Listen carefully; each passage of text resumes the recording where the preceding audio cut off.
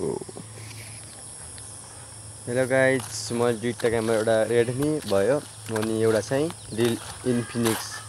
दुईटा मोबाइलबाट कुन मोबाइलको कुन मोबाइल मैले भन्न खोजेको दुई मोबाइल बिचको क्यामेरा कसको राम्रो छ क्वालिटी भनेर चेक गर्दैछु मैले चाहिँ है। यसै कारण चाहिँ म चेक गर्दैछु। अनि देख्न सक्नुहुन्छ अगाडि यसरी यसको यतिको छ अनि अलि साझा नि परेको छ नि त, सँगसँगै गरेको छु। अनि क्वालिटी चाहिँ कसको राम्रो बढिया हुँदैछ क्लियर। अनि तर ब्याकग्राउन्ड त इन्फिनिक्सै आउँछ होला। हुन त यसको नि के कम, रेडमी पनि एउटा चाहिँ इन्फिनिक्स छ, एउटा चाहिँ रेडमी छ।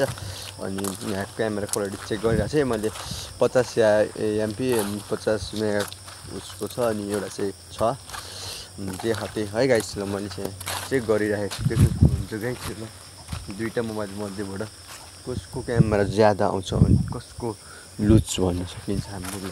टक्क लगाएर यस्तो गरेर खिच्छु मैले चाहिँ।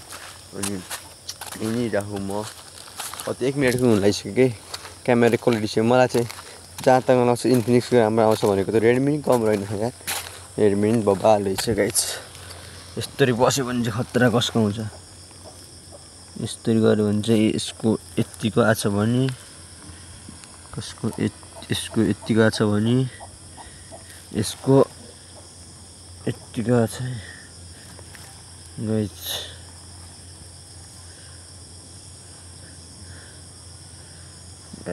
ल भिडियो धेरै लामो भयो। ल बाई बाई।